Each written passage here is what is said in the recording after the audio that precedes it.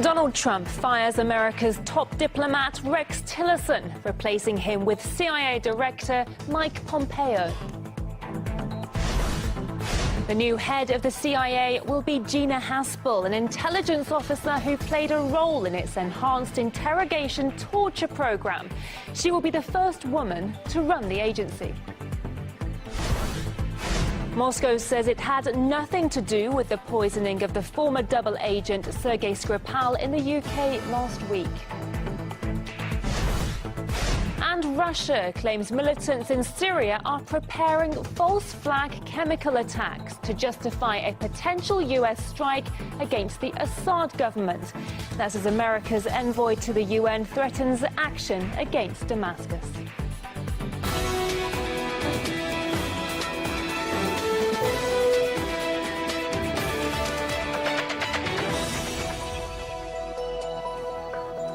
A warm welcome. You're watching RT International with me, Nikki Aaron. Good to have you with us this hour. Now, we start with breaking news from the US, where President Donald Trump has sacked his Secretary of State, Rex Tillerson. Trump explained his decision by saying the two didn't really see eye to eye. Rex and I have been talking about this for a long time. We got along actually quite well, but we disagreed on things. When you look at the Iran deal, I think it's terrible. I guess it was okay. I wanted to either break it or do something, and he felt a little bit differently.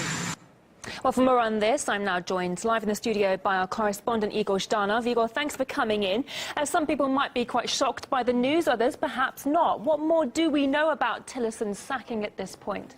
Well, first and foremost, some of us may remember the story how Rex Tillerson used to have Trump's tweets printed out for him and put on his desk every morning. This was pretty much how he found out about being sacked this Tuesday morning. So he was pretty shocked, I guess, himself. So this is what happened, at least according to his spokesman. And neither Tillerson and Trump did not really speak face-to-face about this, at least yet. So really, when I'm saying that this came as a surprise to Rex Tillerson, I'm saying this because he himself had every intention in staying in the job as long as it takes. Have a listen. Tillerson, are you committed to staying in your position as Secretary of State? I'm not going anywhere. How long will you stay for? As long as the president lets me. How's your relationship with the president right now? Good. So you see, he said it was good. So clearly it comes as a surprise for him, even despite some rumors, revolving around the, relationship between Trump and Tillerson. You've heard Trump criticizing him on the Iran deal. It was far from the only thing. Trump was not too happy about Rex Tillerson's job. For example, North Korea was another thing. Trump thought that Tillerson was, quote, wasting time with this diplomatic outreach to North Korea. So the highly anticipated meeting between Trump and the North Korean leader, which was rather shaky, which was anticipated but no one confirmed it, now looks even more uncertain.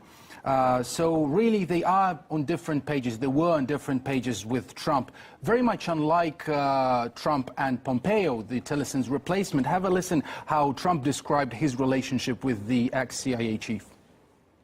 We have a very good relationship for whatever reason, chemistry, whatever it is. Why do people get along? I've always, right from the beginning, from day one, I've gotten along well with Mike Pompeo.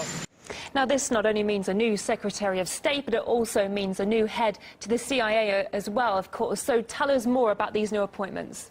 Yes, so Mike Pompeo, the former CIA director, clearly this means that the State Department, well, hawks are, so to speak, nesting in the State Department now, because we should expect more hardline diplomacy from the US diplomats now. For example, Mike Pompeo is a man who actually supports the NSA bulk data collection, a huge scandal which mired Obama's tenure. Also, he's a critic of the Iran deal, just like Trump.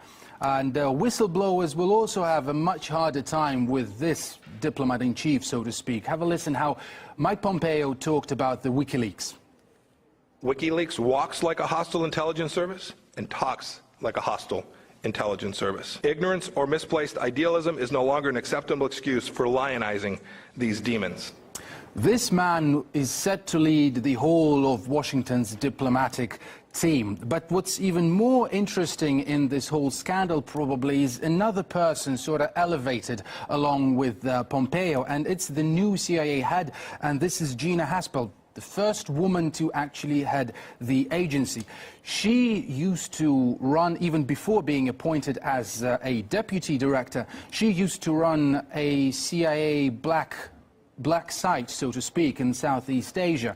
And she reportedly was the one who ordered the destruction of the tapes detailing the torture, or, well, enhanced interrogation, the way Washington likes to put it, of at least 2 detainees there.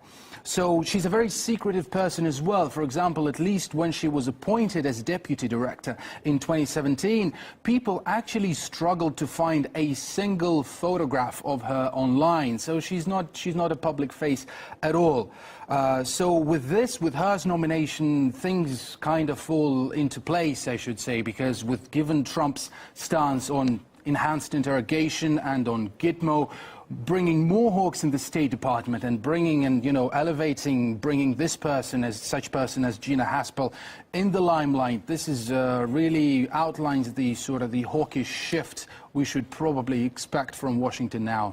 Indeed, and given the reputations of these 2 new appointments, perhaps it would seem that Rex Tillerson just wasn't as hardline enough as Trump wanted. Yes. But thank you for those details. That's Igor Zhanov. Thank you.